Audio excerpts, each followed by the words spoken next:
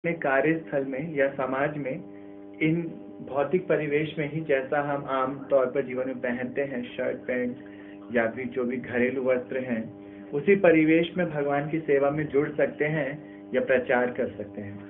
इसी तरह से मतलब धोती कुर्ता नहीं पहने क्योंकि समाज में ऐसा लगे कि ये कुछ परिवर्तन। हमें तो क्या प्रश्न क्या है, पहनना चाहिए कि नहीं पहनना चाहिए, ये प्रश्न है। प्रश्न ये कि कैसे हम नॉर्मल अपने वेशभूषा में भी भगवान उसी वेशभूषा में रहते हुए भी भगवान की कर सकते हैं।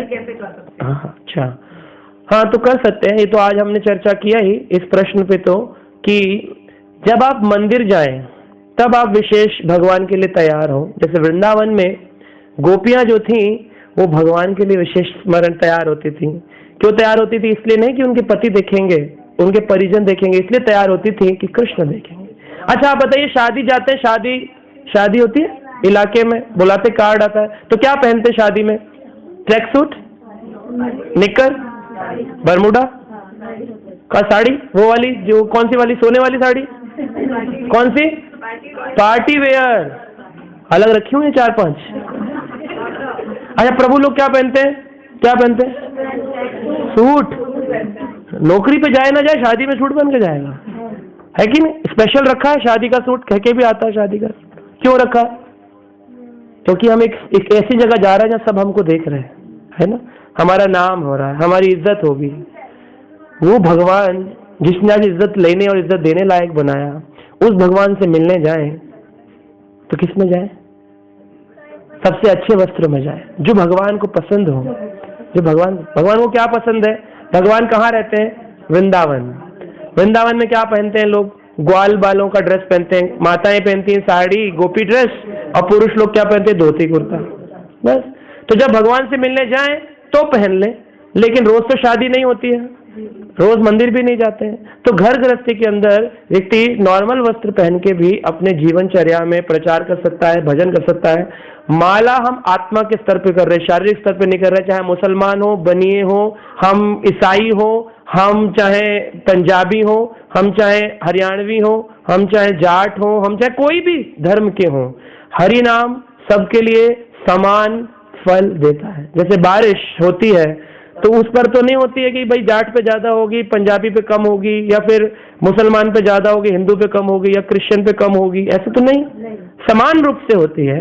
ऐसी भगवान हरि की कृपा सब पर समान रूप से है। वस्त्र जो है वो आप पहनिए, बस अपने घर में येन केन प्रकार है, जैसे जैसे करके भगवान के नाम का जप करने लगे। लेकिन जब मंदिर जाएं भगवान से मिलने तो थोड़ा स्पेशल, तो 2-3 जैसे शादी की ड्रेस होती है, ऐसे 2-3 ड्रेस रखो मंदिर के लिए। तो जब मंदिर गए तो धोती कुर्ता, लेकिन घर में रहे तो तिलक धारण कर लें और जप करें किसी भी कपड़े में, जो भी आपका घर का कपड़ा, उसकी आवश्यकता नहीं है कि स्पेशल कपड़ा हो घर के लिए। ठीक है, हरे कृष्णा। दूसरा प्रश्न प्रभु जी कि भगवान तो अंतर्यामी है, तो क्या भगवान अपने भक्तों का कष्ट देखकर समझ नहीं पाते, और समझने के बाद भगवान पहल क्यों नहीं करते उस भक्त का कष्ट दूर करने में? भक्त को पहल क्यों करनी पड़ती है? उदाहरण के तौर पर जिस प्रकार से सुदामा ब्राह्मण को भगवान के पास ही क्यों जाना पड़ा? भगवान चाहते तो पहले भी उनकी दरिद्रता दूर कर सकते थे। तो कष्ट देता है भगवान, लेकिन पहल हमें क्यों करनी पड़ती है? हमें क्यों जाना पड़ेगा हमेशा भगवान से मांगने के लिए? एक बात बताइए, जैसे एक छोटा सा बच्चा है, आप सभी के बच्चे रहे होंगे छोटे, अभी कुछ के होंगे भी, कुछ छोटे, कुछ के बड़े हो गए होंगे। छोटा बच्चा है, वो पलने में लेटा है, रो रहा है, तो माँ क्या करती है? रोते वक्त उसको खिलौना देती है, कह रही ये लो, चन चन चन चन, वो खुश हो जाता है, खुश होता है। फिर उसके बाद दोबारा रोता है, तो माँ क्या करती है? ऊपर वो चक्कर घरनी लगा देती है, झर झर, और पलने पे घूमती है, वो देखता रहता है, खुश होता है। फिर थोड़ी देर फिर माँ कहती है छन छन छन छन छन छन, दूध दूध, हाँ दूध पी लिया। फिर तीसरी बार फिर रोने लगता है, अब दूध डाला तो बिखर रहा है, छन छन छन छन भी नहीं देख रहा, चक्कर खन्नी भी नहीं देख रहा। फिर ऐसी अवस्था में जब रोता है तो माँ क्या करती है? गोदी में उठा ले, गोद में ले लेती है। तो ये जरूरी नहीं है कि भगवान को मुख से ही पुकारना पड़ेगा या मंदिर जाना पड़ेगा। भगवान तो हृदय में बैठे अंतर्यामी है, लेकिन वो जानते हैं कि हृदय की पुकार क्या है, गोदी में उठाने का मौका। क्या पता हम मंदिर इसीलिए जा रहे हो छन छन के लिए, क्या पता हमें हम जा ही रहे हो बंगला के लिए, गाड़ी के लिए, अपनी इच्छा पूर्ति के लिए।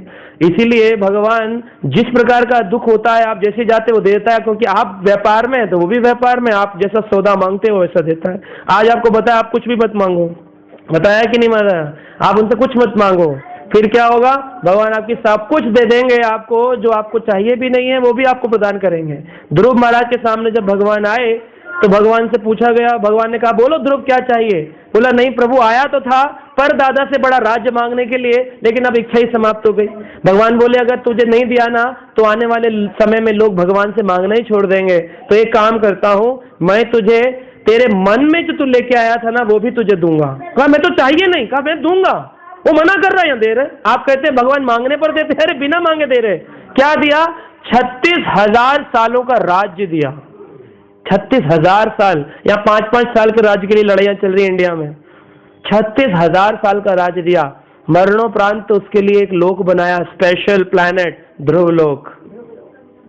इतना कर दिया 5 साल के बच्चे के लिए। भगवान अंतर्यामी है, जानते हैं। जैसे एक बार एक छोटा बच्चा था, वो रो रहा था, तो रो रहा था बड़ा और फूट फूट के रो रहा था, चोट लग गई। माँ आई, माँ ने कहा अरे तो बहुत रो रहा है बेटा, चुप हो जा, दवाई लगाई, नहीं चुप हुआ। भगवान ने उठाकर, माँ ने उठाकर एक लड्डू खिलाया बेसन का, खाए, बेसन का लड्डू खा के खुश हो गया, चोट ठीक हो गई, ठीक हो गई। अब वो समझ गया चोट लगती है तो माँ क्या खिलाती है? लड्डू।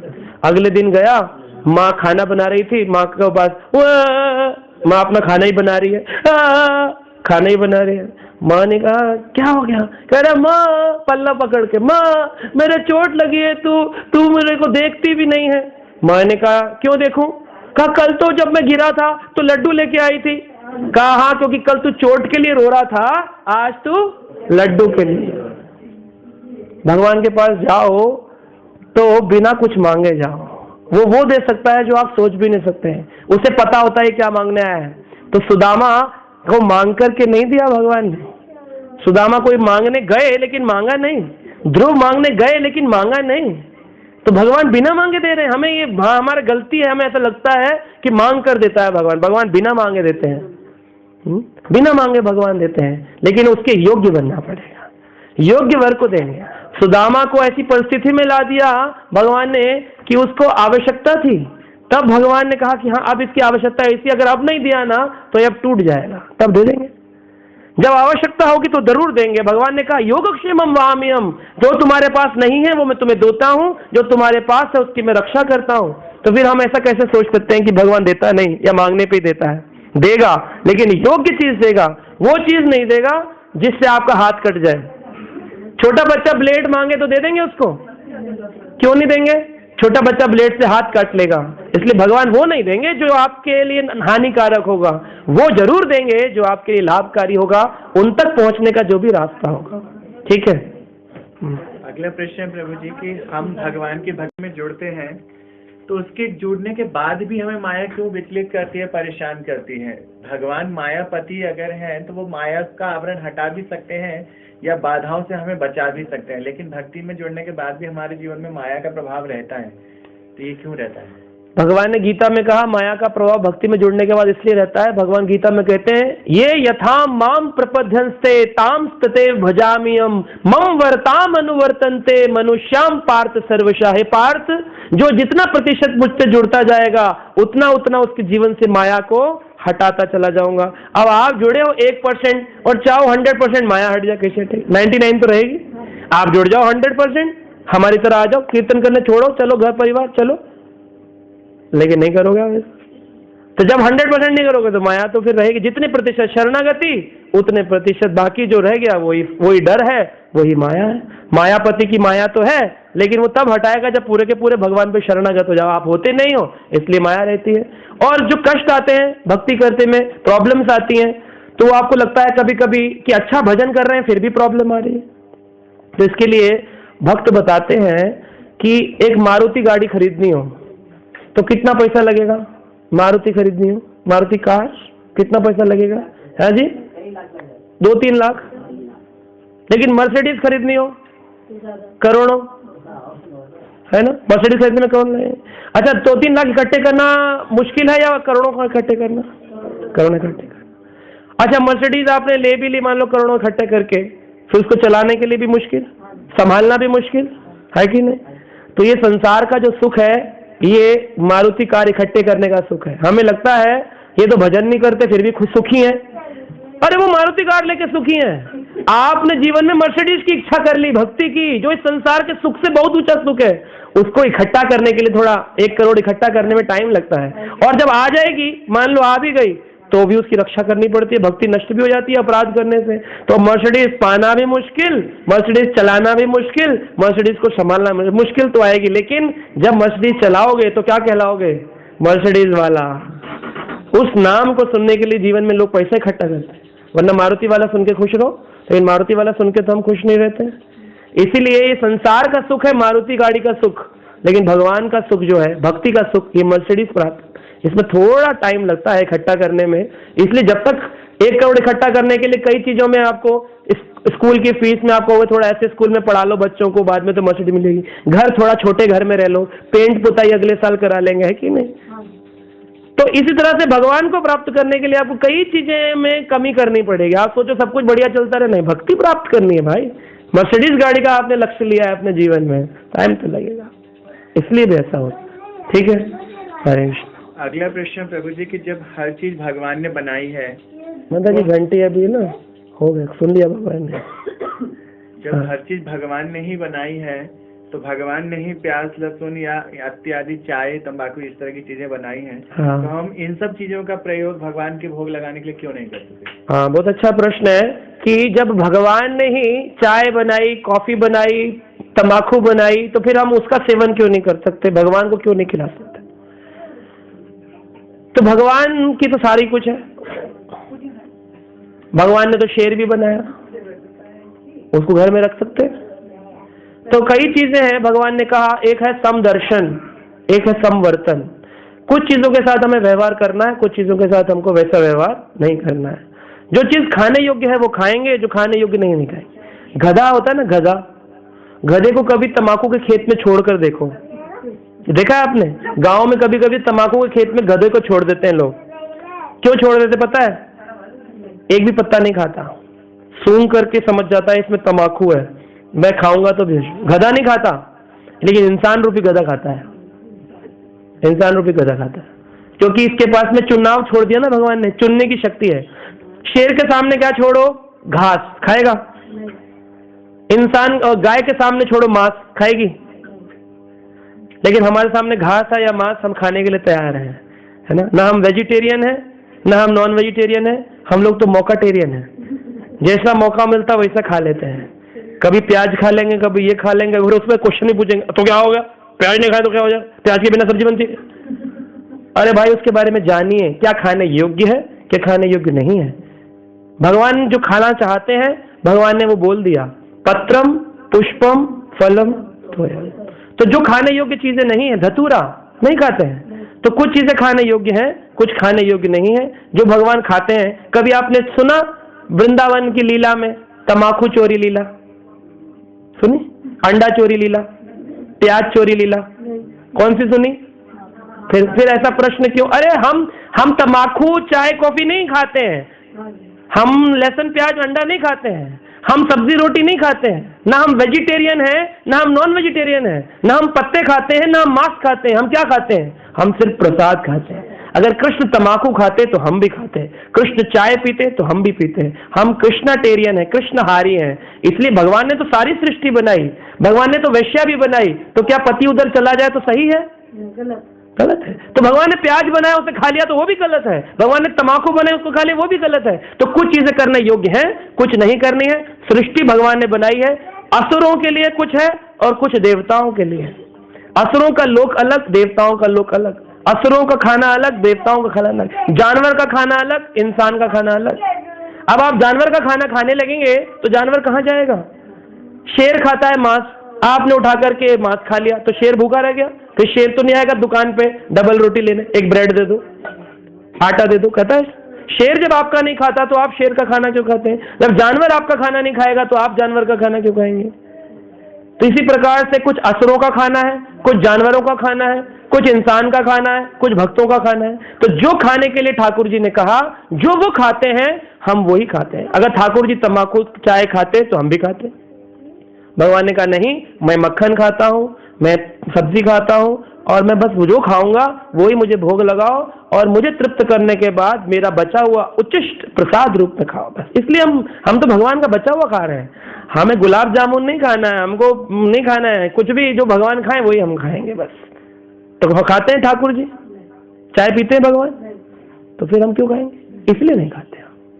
ठीक है प्रभु, हरे कृष्ण। अगला प्रश्न प्रभु जी कि भगवान ने बहुत ही सुंदर सृष्टि बनाई है, जिस प्रकार से मनाली, शिमला अलग अलग प्रकार के दर्शनीय मतलब घूमने के स्थल हैं, तो हमें प्रेरणा क्यों दी जाती है कि धाम ही जाना चाहिए? धाम जाने के लिए इसलिए कहा जाता है क्योंकि जैसा करेंगे संग वैसा बनेगा ढंग। अब गोवा जाएंगे तो वहां कितने साधु दिखते हैं? निर्वस्त्र लोग दिखते ज्यादा, कम कपड़े वाले। अब बोले व्यक्ति गोवा जाके हम तो भजन करेंगे, कर पाएगा? तेरा मंदिर में तो हो नहीं रहा, गोवा जाके क्या होगा? मन जो है अर्जुन का, अर्जुन ने कहा चंचलम ही मनः कृष्ण प्रमाति बालभद्रदम तस्याम निग्रहम मन्यम वायुरेवम सुदुष्करम। हे प्रभु, मैं वायु को वश में कर सकता हूं, ये मन खोपड़ी वश में नहीं होती है। किसने कहा? अर्जुन ने। कब कहा? 5000 साल पहले, जब सुंदर हवा, सुंदर खाना, सुंदर दूध, सुंदर दही सब कुछ था। आज कलयुग की हवा में जब अर्जुन हवा रोक सकते थे और मन को नहीं रोक पा रहे, हम में से है कोई जो हवा रोक सकता है? तो फिर मन को हम कैसे रोक पाएंगे? इसलिए मन को मना सदैव कृष्ण पदार विंदयो, कृष्ण के चरणों में मन येन केन लगा रहे, इसके लिए हम धाम जाते हैं। और धाम में भी हम घूमने नहीं जाते हैं, साधु संग करने जाते हैं। जहां जहां साधु हो वहां वहां हम जाते हैं। साधु दिल्ली में है तो हम दिल्ली में धाम बना लिए, साधु मेरठ में है तो मेरठ में बसा धाम बना लिए।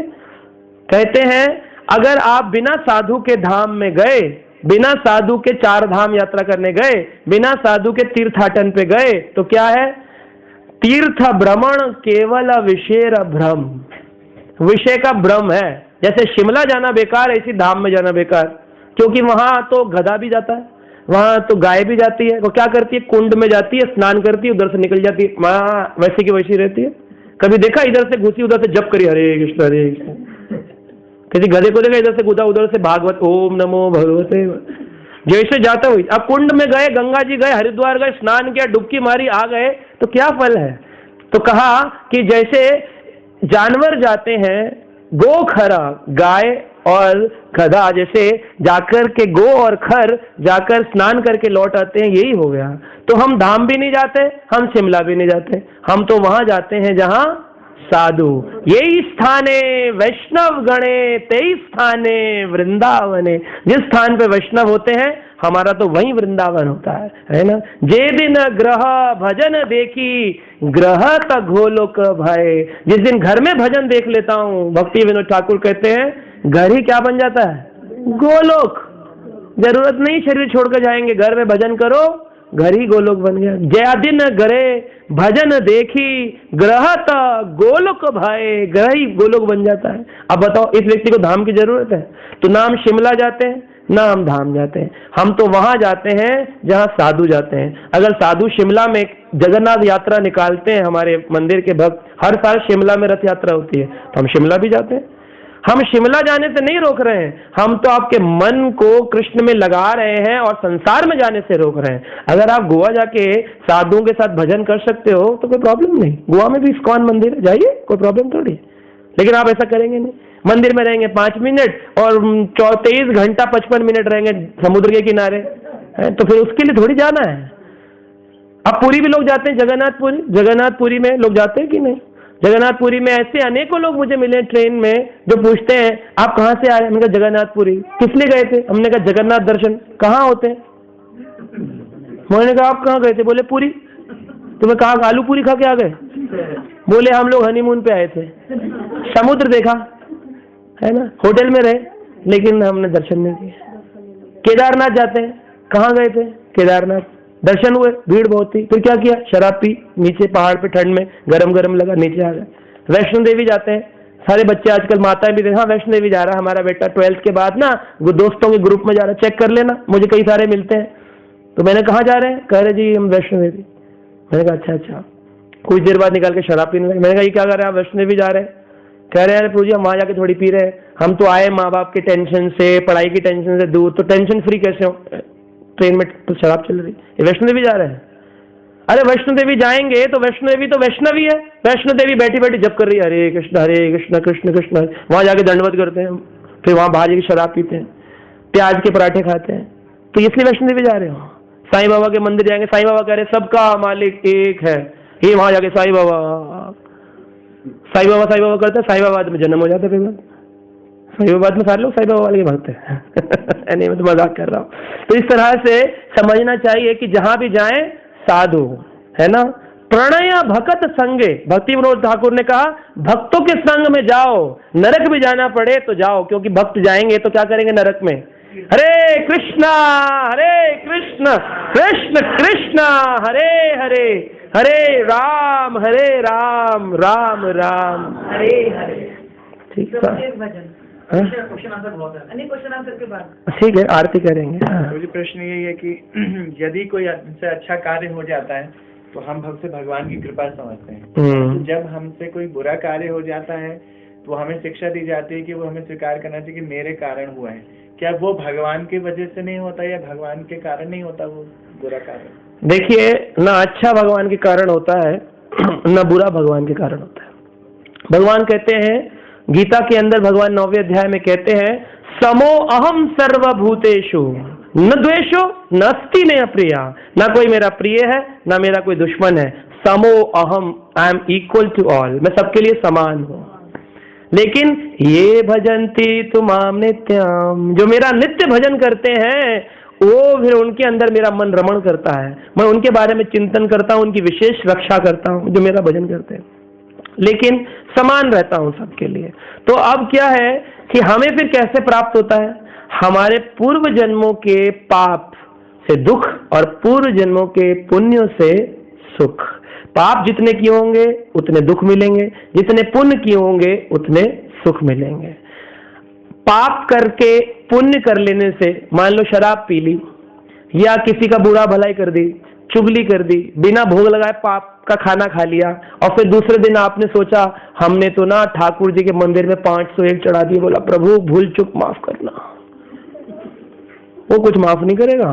क्यों? भगवान ने गीता में कहा मया अध्यक्षेण प्रकृति सूयते सा चराचरम, मेरी अध्यक्षता में प्रकृति काम करती है और मैंने प्रकृति को सेवा दे दी, अच्छे का अच्छा बुरे का बुरा, 7 अच्छे 4 बुरे, तो 7 अच्छे का फल 7 अच्छे, 4 बुरे का 4 बुरा। ये नहीं होता 4 बुरे किए 7 अच्छे किए तो 7 में से 4 गए 3 अच्छे का फल मिलेगा, नहीं, 7 - 4 वहां मैथमेटिक नहीं चलता।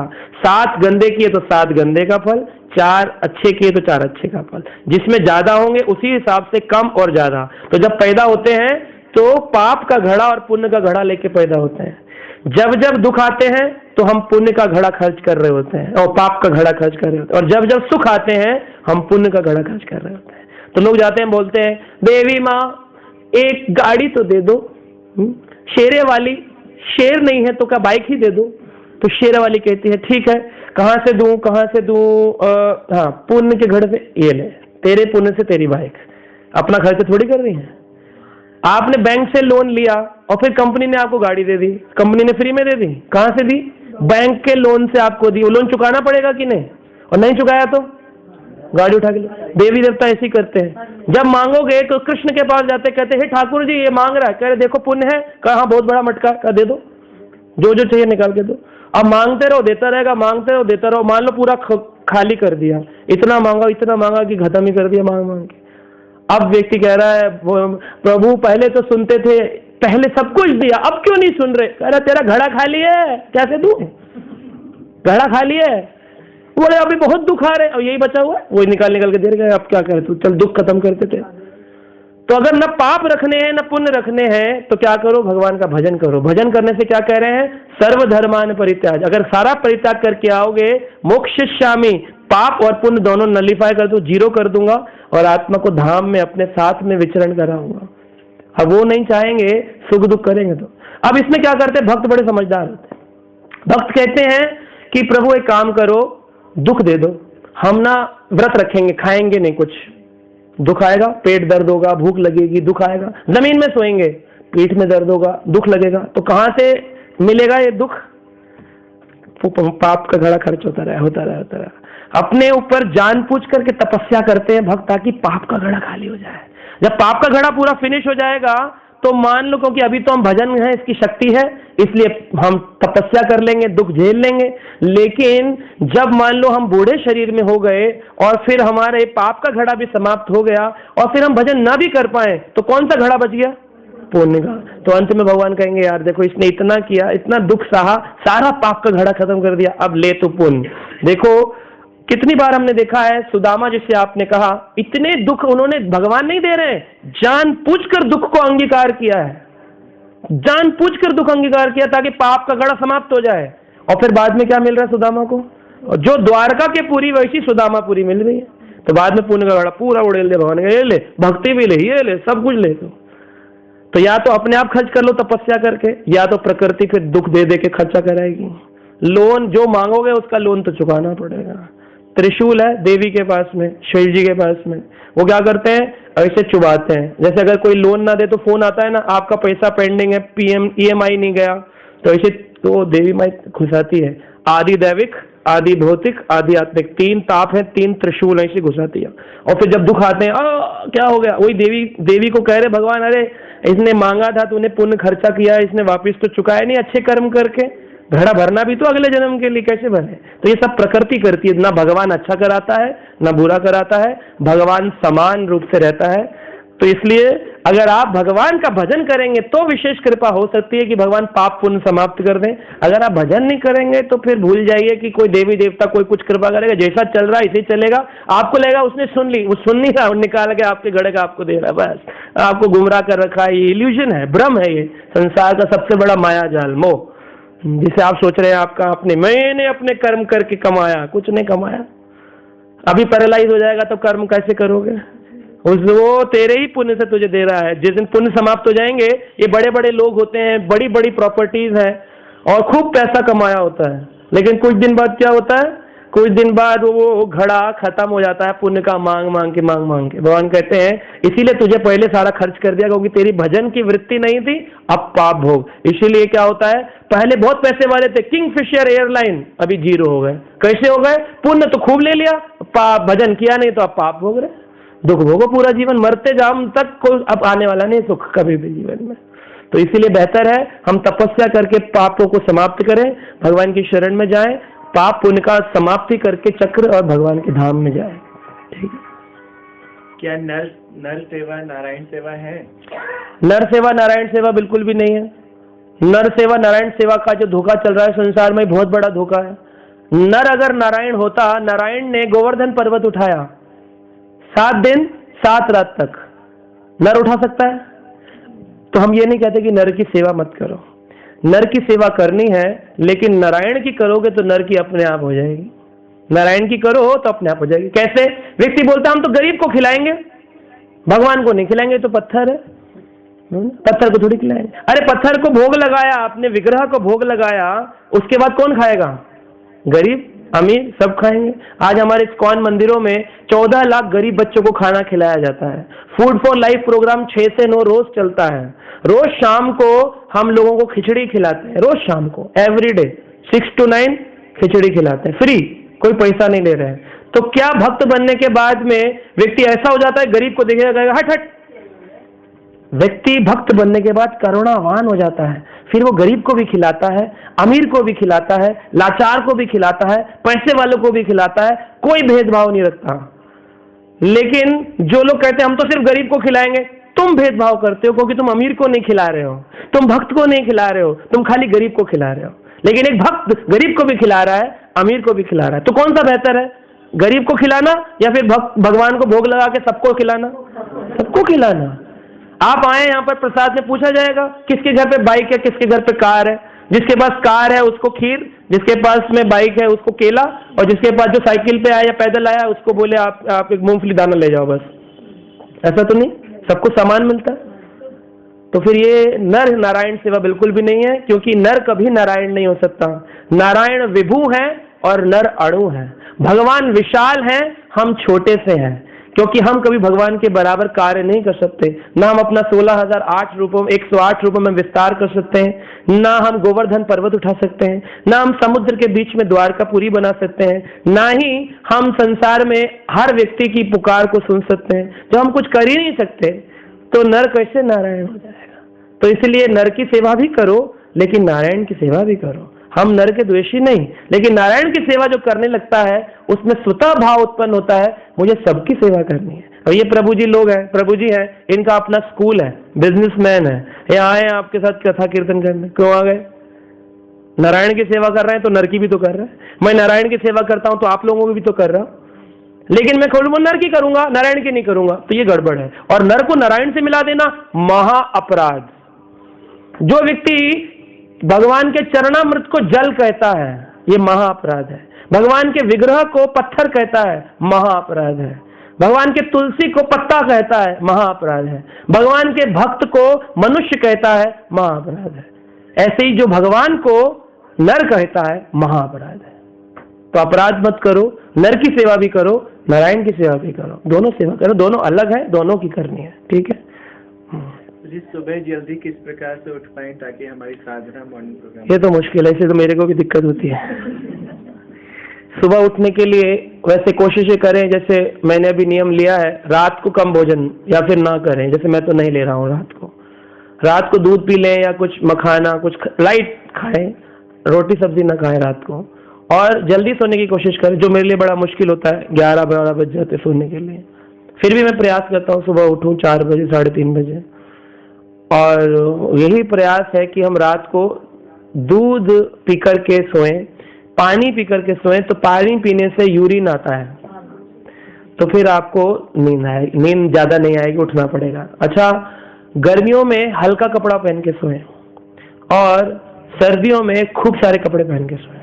सर्दियों में खूब सारे कपड़े पहन के सोने से उठने में ठंड नहीं लगती, जैसे अंदर रजाई में वैसे बाहर। और गर्मियों में जो है ना बहुत पसीना बह रहा होता है, तो उस समय जो है ना लाइट कपड़े में ही रहना चाहिए। जैसा बाहर का वातावरण वैसे अंदर का वातावरण रहे। और फोन के अंदर जो अलार्म लगाते हैं या अलार्म घड़ी में लगाते हैं, वो अपने तकिए से काफी दूर रखना चाहिए। दूर रखें ताकि उठ करके बंद करना पड़े। उसमें 3-4 अलार्म लगाने चाहिए, टिंग टिंग टिंग टिंग टिंग टिंग, और 2-2 4-4 मिनट के डिफरेंस पे लगाने चाहिए। जैसे सुबह 3:45, 3:50, 3:55, तो 5-5 मिनट में बार बार उठकर बंद करना है। तो ये मत करिए पहली बार बंद किया उठा के फिर तकिए के पास ले आए, उठा करके वहीं चार्जिंग में लगा हुआ वहीं बंद करिए, फिर आके लेट जाइए, फिर बंद करिए। फिर कितनी बार करेंगे? तो अपने आप में तो इस तरह से कई नियम है। बाकी तो ये है कि सत्वगुणी रहें, शास्त्र पढ़ें, संग करें, रात को लेट नाइट टीवी ना देखें, इंटरनेट ना देखें, मोबाइलों पे बातें ना करें। सत्वगुण में माला करके एक माला या कुछ ग्रंथ पढ़ के, कृष्णा बुक या गीता का कुछ चैप्टर पढ़ के, तो उससे मन एकदम शांत होता है। गरम गरम दूध पी के या खूब सारा पानी पी के, पूरा कपड़ा पहन के आराम से सोएं। सुबह आपको बिना किसी टेंशन के आप उठ पाएंगे। ऐसा ठीक है। हरे कृष्ण। शास्त्रों में अनेक व्रतों का मतलब बताया गया है, तो एकादशी ही व्रत ही क्यों? एकादशी व्रत इसलिए बताया, तो आपको बताया आज एकादशी व्रत इसलिए मुख्य है क्योंकि शिवरात्रि रखेंगे तो पुण्य मिलेगा, लेकिन नहीं रखेंगे तो कुछ नहीं लगेगा। नवरात्रि रखेंगे तो पुण्य मिलेगा, नहीं रखेंगे तो कुछ नहीं। एकादशी रखेंगे तो भगवान कृपा है ना, लेकिन नहीं रखेंगे तो पाप। तो बताया गया कि भगवान ने एक पाप पुरुष की रचना करी और उसको नर्क का लीडर बनाया, का नर्क का चौकीदार को कहा तुम आने जाने वालों का ख्याल रखो, नर्क वालों का। क्या ठीक है। तो देखा कि भगवान ने इधर एक राक्षस था जिसका नाम था मुर नामक राक्षस को मारने का वचन लिया। उसकी मां पृथ्वी ने कहा मेरे पुत्र को प्रभु कभी मारना मत, ऐसा वचन दो। भगवान ने वचन दे दिया। अब मुर मर नहीं सकता, राक्षस है, पृथ्वी का पुत्र है।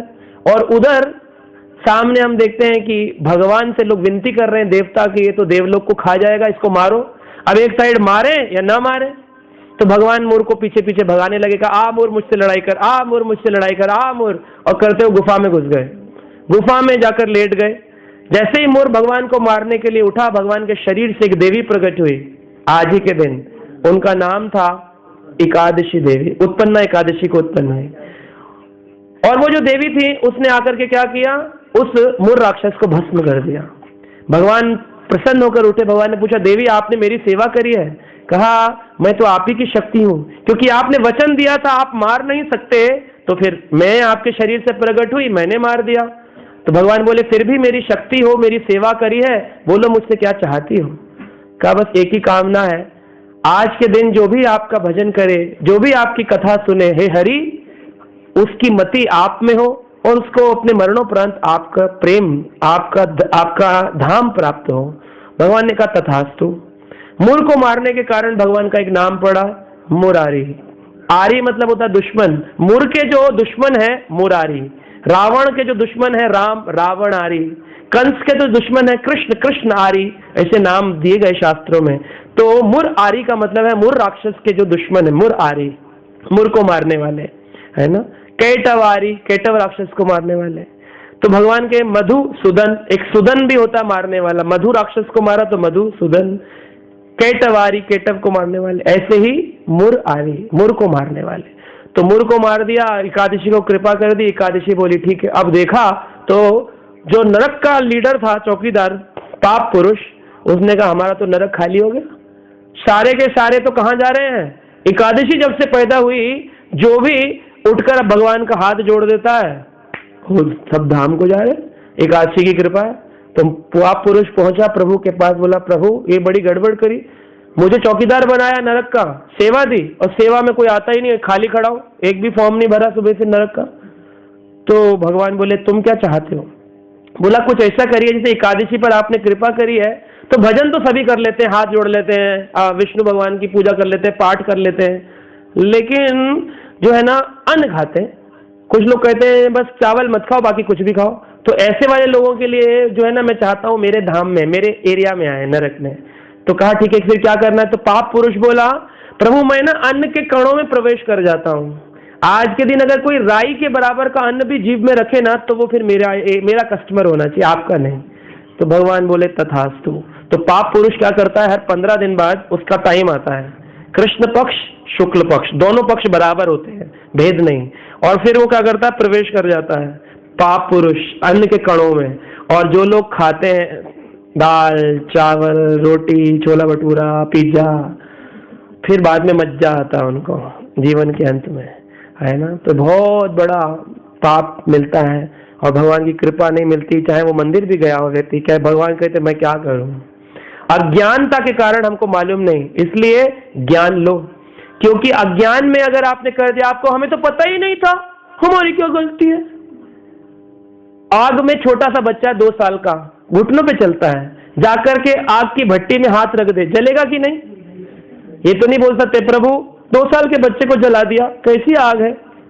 बिजली है, बिजली के प्लग में स्विच बोर्ड में बच्चा 1 साल का उंगली डाल दे, करंट लगेगा कि नहीं? बिजली ये तो नहीं कह सकते, ये तो अज्ञान था। ऐसे ही पाप का भोग अज्ञान हो या ज्ञान हो दोनों को भोगना पड़ेगा, इसलिए ज्ञान वो ले लो जिससे पाप समाप्त हो जाए। एकादशी रख लो। वैसे भी साइंस कहती है, विज्ञान कहता है 15 दिन में अगर फ्रूट खाते हो या अन्न नहीं खाते हो तो शरीर बड़ा ही हल्का और स्वस्थ रहता है। आज भी एक थेरेपी है पूरे वर्ल्ड में चल रही है, 15 दिन में टॉक्सिन निकाले जाते हैं बॉडी से। तो आयुर्वेदा के अनुसार आज सिर्फ फल लें या जल लें या हल्का लें, दूध या मखाना मूंगफली, तो फिर आपका जीवन सुरक्षित रहेगा, काफी समय तक भजन कर पाएंगे। नहीं तो अन्न खाएंगे पाप भी है, और अन्न के कारण क्या है, अंदर की जो इंटेस्टाइन है वो चल चल के मशीन को एक दिन बंद करना चाहिए कि नहीं? फैक्ट्री में मशीन चल रही हो डग डग डग डग डग डग डग डग, कितने दिन चलेगी? वॉशिंग मशीन है, कितनी देर चलाओगे? एसी है, कितनी देर कहते हैं एसी को थोड़ा आराम मिलना चाहिए, पेट की मशीन को आराम नहीं मिलना चाहिए। इसमें डाल रहे छोला टपाक, गुलाब जामुन खीर, भूखा कैसे रहेंगे? भगवान क्या भूखा रखता है? ये सब हमने बनाई चीजें। इसलिए साइंस के अनुसार, शास्त्र के अनुसार जितना कम खाएंगे काशी में उतना आनंद में रहेंगे। ठीक है, हरे कृष्ण। हाँ जी माता जी। उद्यापन करना होता है, हाँ बहुत अच्छा प्रश्न माता जी का, मैं भूल गया इस बात को बोलना, शुरू नहीं किया, बहुत अच्छा प्रश्न है। तो 2 प्रकार की एकादशी है, एक एकादशी है समार्थ ब्राह्मण विधि एकादशी, एक एकादशी है वैष्णव विधि एकादशी। वैष्णव विधि में हम कृष्ण प्रेम पाने के लिए एकादशी करते हैं, और समर्थ ब्राह्मण विधि में हम पुण्य पाने के लिए एकादशी करते हैं। और अभी बताया जो पुण्य पाएंगे उन्हें वापस आना। तो समर्थ ब्राह्मण जो है, समर्थ ब्राह्मणों ने, दक्षिण उत्तर भारतीय ब्राह्मणों ने एक विधि बनाई जिसका नाम है एकादशी के दिन अगर ये कर्म करोगे तो ये पुण्य मिलेगा, ये करोगे तो ये पुण्य मिलेगा, ये करोगे तो अश्वमेध यज्ञ का पुण्य मिलेगा, फिर पुण्य पाके स्वर्ग जाओगे, पुण्य समाप्त होने पे वापिस आओगे। तो हमने फिर उस विधि में क्या होता है, उद्यापन होता है, क्योंकि वो कर्म कांड विधि है। कर्म कांड में विधि में उद्यापन है, नहीं, दैट इज नॉट मस्ट। तो हम कौन सी विधि पालन करते हैं, वैष्णव विधि। वैष्णव विधि में हम भगवान के प्रेम पाने के लिए कर रहे हैं और प्रेम का कभी उद्यापन नहीं होता।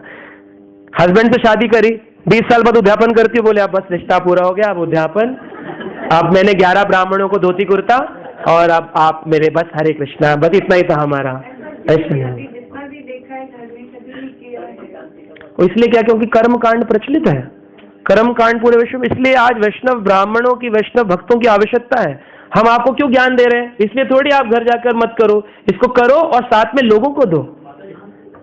आज हमारे ऊपर भी तो ये कर्तव्य है कि हमने ज्ञान लिया तो हम इतनी दूर आकर दे रहे हैं ना आपको। आप ये बताइए, अगर हम शुरू करते हैं तो आपको उसको अंत नहीं करना है, तक कब अंत करना है, कभी अंत नहीं करना है, प्राणों के अंत हो जाने तक भी अंत नहीं करना है, क्योंकि प्रेम पाने के लिए करना है। जब तक प्रेम ना मिल जाए करते रहना है, इस जन्म भी करना है, अगले जन्म भी करना है। हरे कृष्णा। माता जी लोग क्या फैमिली कहती हैं, हाँ, बड़ी काशी करनी चाहिए, छोटी काशी नहीं करनी चाहिए। हाँ, तो ऐसा नहीं कि बड़ी करनी चाहिए, छोटी नहीं करनी चाहिए। एकादशी में भेद करना भी अपने आप में एक अपराध है। 24 एकादशी होती है साल में, और जिस मल मास आता है उस साल में 26 एकादशी होती है। तो 26 एकादशी हो या 24 हो, सारी करनी चाहिए, कृष्ण पक्ष हो या शुक्ल पक्ष हो। इसलिए 24 की 24 एकादशी रखनी है, ना बड़ी ना छोटी। श्रील प्रभुपाद हमारे संस्थापक आचार्य कहते थे सभी एकादशी समान, सबका व्रत करना चाहिए। इसलिए करना चाहिए कृष्ण प्रेम के लिए, भक्ति के लिए, ना कि पुण्य के लिए। तो जो पुण्य वाले सिस्टम वाले हैं वो एकादशी के दिन व्रत नहीं रखते, बड़ी एकादशी में अपराध करते हैं। कैसे अपराध करते हैं, बड़ी एकादशी बोलते हैं निर्जल एकादशी, कर ये रख लो सबका फल मिलता है। हाँ मिलता है, सच बात है, लेकिन उस दिन अपराध नहीं करना चाहिए। क्या अपराध करते हैं, पानी पिलाते हैं, मटके दान करते हैं मंदिरों में, ये सबसे बड़ा अपराध है। पढ़िए जाकर शास्त्र, पुराण में लिखा है, पद्म पुराण में, सबसे बड़ा अपराध है। क्यों, निर्जल एकादशी में आप, कोई व्यक्ति निर्जल रख के जा रहा है और आप खड़े हो रूह अफ़ज़ल लेके P low P low P low P low, आप उसके मन में लालच उत्पन्न कर रहे हो पानी पीने का। बेचारा बड़ा ही अपना वेगवान होकर मनोवेग को कंट्रोल करके मन के वेग को रोक के रखा है, आप उसे पानी पी ले पानी पी ले। पंडित जी आपके लिए मटका लाए, पंडित जी अरे मेरी निर्जला है, अरे आपकी होगी हम तो जल लेके आए। आप तो पुण्य के चक्करों में पड़े हुए हो ना, प्रॉब्लम तो यही है। भंडारे खिला दिए, पुण्य का, पुण्य पाके करोगे क्या, ये स्वर्ग ये रहा पास में, फिर वहां से लौटना पड़ेगा। तो ऐसा काम करो लौटना ना पड़े। ना तद बसाए तो सूर्यो न शशांको न पावका, मेरा धाम कैसा है, ना वहां सूरज है, ना अग्नि है, ना वहां चंद्रमा है, किसी रोशनी की आवश्यकता नहीं है। ये सारी रोशनी की आवश्यकता स्वर्ग में है, पितृलोक में है, नरक में है, पृथ्वी पे है। मेरे धाम में क्या है, कोई आवश्यकता नहीं। और यत गत्वा, जो मेरे धाम में आता है उसको फिर इस धाम में, इस संसार में आने की आवश्यकता है। यत गत्वा न निर्वर्तन्ते तद धामम परमम मम, मेरा धाम ऐसा है। तो भगवान के धाम जाने के लिए एकादशी करो, छोटी बड़ी मत करो, हर एक में करो। शरीर को स्वस्थ रखो, 15 दिन में व्रत करो, आनंद से खूब भजन करो, उपवास करो। उप मतलब नजदीक, वास मतलब भगवान के नजदीक। उपवास का मतलब टीवी देखना नहीं। आज बोले कपड़े नहीं धोना, बाल नहीं धोना, आज के दिन ना हम लोग बाल नहीं धोते, कपड़े नहीं धोते, एकादशी का दिन टीवी देखते। 3 दिन से पिक्चर नहीं देखी मैंने लगा के टाटा स्काई। भगवान कहते टाटा, अब तेरा हो गया टाटा। टीवी नहीं देखना। उपवास क्या है, आज हमारा उपवास है। उपवास, उप मतलब नजदीक, वास मतलब ठाकुर जी के नाम के वास, कथा के वास। जैसे आज आप कर रहे हैं, ये क्या है, सही मायने का उपवास हो रहा है। कथा के नजदीक बैठे, कान खोलकर बैठे हैं, दिल को एकदम झंझोर दिया है, घबरा रहे हैं अंदर से, क्या कर रहे थे अभी तक, ये उपवास हो रहा है। भगवान के नजदीक बैठे उनकी कथा श्रवण कर रहे हैं, ठीक है। इसलिए सारी एकादशी करनी चाहिए। हरे कृष्णा। प्रभु जी, अनेक ईश्वर हैं तो हम सभी ईश्वरों की समान रूप से पूजा क्यों नहीं करते, केवल कृष्ण की ही पूजा क्यों करते हैं, और क्या सबूत है कि कृष्ण ही परमेश्वर है? तो कृष्ण ही परम भगवान है, इस बात का सबूत है शास्त्रों में। शास्त्र में कहा गया, ब्रह्मा जी जो सृष्टि के रचयिता है वो कहते हैं ईश्वरम परम कृष्णा सच्चितानंद विग्रह अनादिर आदिर गोविंद सर्व कारण कारणम। ब्रह्मा जी ने बोला ईश्वरम परम कृष्ण। ब्रह्मा जी ने अगर कहना होता गणेश जी परम, तो ईश्वरम परम गणेशा, ईश्वरम परम शिवा। शिव जी ने कहा पार्वती जी से, पार्वती तुम भी भजन क्यों नहीं करती हो? तो पार्वती कहती कौन सा भजन करूं? तो पद्म पुराण शिव पार्वती संवाद में पार्वती जी को शिव जी कहते हैं आराधना नाम सर्वेशाम विष्णु आराधना परम। सबसे बड़ी आराधना विष्णु आराधना है, और विष्णु आराधना से भी बड़ी तस्मात् परतरम देवी तदिया नाम समर्चनम। भगवान का नाम, भगवान का कथा, भगवान के विग्रह सेवा, भगवान के भक्तों का संग अगर ये करती हो तो ये भगवान की पूजा से भी उत्तम है। भगवान का नाम जप करना, भगवान की तदीय वस्तुओं की सेवा करना, उनके भक्तों की सेवा करना। कौन कह रहा है? शिव जी। किसको कह रहे हैं? भारत। इस बात को स्वीकार कर रहे हैं ना कृष्ण भक्ति को, इस बात को स्वीकार कर रहे हैं ना ब्रह्मा जी, इस बात को स्वीकार करते हैं गणेश जी। गणेश जी ने वेद व्यास के सारे चरित्रों को रचा, पुराणों को लिखा, महाभारत को लिखा और कहा जो लिख रहा हूं इसको तब लिखूंगा जब मैं इस बात को स्वीकृति करूंगा। तो वेद व्यास जी ने बोला गीता के श्लोकों में कि इस संसार में सबसे बड़े भगवान कौन है? कृष्ण। तो इस बात की स्वीकृति करी गणेश जी ने, तभी जाके तो लिखा। महाभारत किसने लिखा? गीता किसने लिखा? वेद व्यास ने बोला, लिखा गणेश जी ने। तो गणेश जी स्वीकृति दे रहे हैं कि कृष्ण। देवी स्वीकृति दे रही है क्योंकि उनके पति भोलेनाथ, भव जो है भवानी के पति भव शिव जी बोल रहे हैं विष्णु परम। ब्रह्मा जी बोल रहे हैं, अनेक आचार्यों ने बोला, अनेक शास्त्रों ने बोला। अगर हम सारे प्रमाणों को छोड़ देते हैं तो इसका मतलब फिर हम तो बढ़ना ही नहीं चाहते आगे। लेकिन कृष्ण भक्ति का मतलब ये कदापि नहीं कि हम शिव जी का अपमान करें, दुर्गा जी का अपमान करें। सबका सम्मान करना है, सभी हमारे लिए पूजनीय है, लेकिन उपासनीय खाली शिव नहीं, खाली दुर्गा नहीं, उपासनीय केवल कृष्ण है। कृष्ण की उपासना करो, सबका सम्मान करो। जैसे प्रधानमंत्री एक, उसके कैबिनेट मिनिस्टर बहुत सारे, चीफ मिनिस्टर हैं हर स्टेट में, सबका सम्मान करना है, लेकिन पूजा उपासना एक के करना है, कृष्ण के। तो कृष्ण परम भगवान है, बाकी सब उनकी सेना है। सेना को भी सम्मान करो। शिव जी मिले, जय बोले बाबा, जय दुर्गा माई, मुझे वैष्णव बनाओ, जैसे आप लोग भगवान की सेवा में, मैं सेवा में लगूं। लेकिन परम भगवान तो कृष्ण ही है, क्योंकि सभी देवी देवताओं ने इसकी स्वीकृति अपने अपने शास्त्रों में प्रदान करी है। ठीक है प्रभु जी, भगवत गीता या शास्त्र पढ़ने का कोई नियम है? बस अंतिम है जो है। अंतिम प्रश्न, ठीक है। इसके बाद सेकंड लास्ट है, इसके बाद लास्ट। एक ही पूछ लो, एक ही पूछना। तो फिर प्रश्न यही पूछना चाहते हैं कि क्या भगवत गीता पढ़ने में कोई नियम है, और हमारे पास कम समय है तो हम इस कम समय में किस प्रकार से भगवान के नाम जप में रुचि बढ़ा पाए और इस अर्चा भगवान के अर्चा विद्या की सेवा कर पाए और इसमें विचलित ना हो। कम समय है तो समय को लिखो, सिस्टम बनाओ समय का, कि एक शेड्यूल बनाओ। मेरे पास 24 घंटे हैं, इसमें से मैंने क्या क्या काम करने हैं। 6 घंटे सोना है, 4 घंटे मुझे सब्जी कुकिंग करनी है, प्रभु को 8 घंटे नौकरी पे जाना है, 10 घंटे नौकरी पे जाना है। लिखो 24 घंटे में से 10 घंटे नौकरी हो गई, 6 घंटे सोना हो गया, 16 घंटे निकल गए। 24 में से कितने रह गए? कितने रह गए? पक्का 8 घंटे।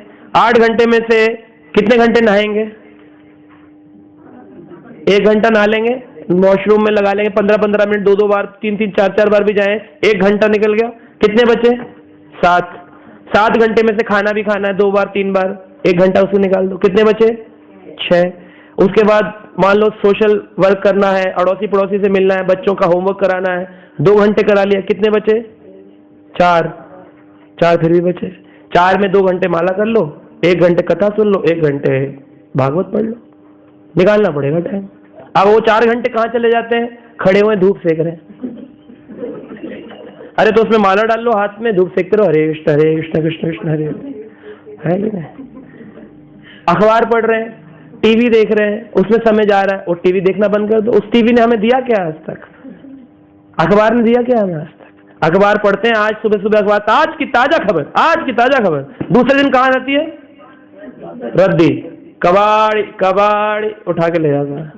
गीता कहाँ रखते हैं घर में? वो ये देखो सुकृति देता है भगवान। गीता को कहाँ रखते हैं? मंदिर में रखते हैं गीता को। तो गीता को यथारूप नाम दिया प्रभुपाद जी ने, उसको यथारूप रखो मत, पढ़ो, उठाओ और पढ़ो। जैसे हनुमान चालीसा का नियम होता है लोगों का, मंगलवार का नियम है, सोमवार की व्रत कथा का नियम है, सत्यनारायण कथा के नियम है, बृहस्पतिवार को केले के नीचे दिया जला देंगे, 4 चने के दाने चढ़ा देंगे विष्णु भगवान विष्णु। और जो ठाकुर जी घर में बैठे वो ऐसे बैठे हुए, उनकी कोई पूजा नहीं कर, उनकी करो, बहुत कृपा मिलेगी। संसार के पूरे ब्रह्मांड के नायक है, हेड, वो बिठाए, इसीलिए उनका नाम है ठाकुर। ठाकुर मतलब होता है हेड। ठाकुर को बना दिया आपने नौकर, तो फिर कैसे काम चलेगा?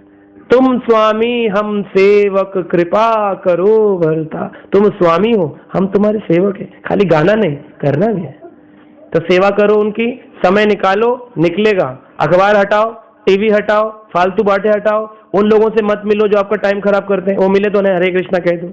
अब बोलते भी हैं लोग, भैया आती है ना बहुत टाइम खराब करती है, फिर आप क्यों खराब करवा रहे हो उससे? वो आती है तो आप उसे बोल दो हरे कृष्णा मुझे थोड़ा जरूरी काम है कि? उस समय निकालो, निकाल करके लिखो ये समय मेरा ऐसा है बिल्कुल बेकार, और उस समय गीता पढ़ लो। फिर आप धूप सेकनी है सेको, स्वेटर मत बुनाओ, खरीद लाओ बाजार से स्वेटर। टाइम क्यों लगा रहे हो स्वेटर बुनने में? उसमें आप माला कर लो हरे कृष्ण हरे कृष्ण। स्वेटर बुनना है तो हरे कृष्ण जपने के बाद बुनो। अगर नहीं टाइम है तो स्वेटर बुनना छोड़ सकते हो, हरि नाम नहीं छोड़ सकते। अब आपको देखना पड़ेगा मेरे जीवन के लिए इंपॉर्टेंट कौन सी चीज है, स्वेटर, धूप, अखबार, टीवी कि भगवान? क्या इंपॉर्टेंट है? तो उसके लिए टाइम नहीं निकालते। इन सब के लिए टाइम निकलता है कि नहीं? किसी की शादी हो, जाना हो, और वो बोले देखिए बहन जी आप नहीं आई ना तो मैं नाराज हो जाऊंगा, देखो फिर जाते कि नहीं टाइम निकाल के? उसी 24 घंटे से निकालते हैं, और कितनी देर वहां पे ढोल में नाच के भी आते हैं, है कि? सुबह आपको ट्रेन पकड़नी हो, यहाँ से जगन्नाथपुरी जा रही है, और सुबह 5 बजे की ट्रेन है, कितने बजे आँख खुलती है?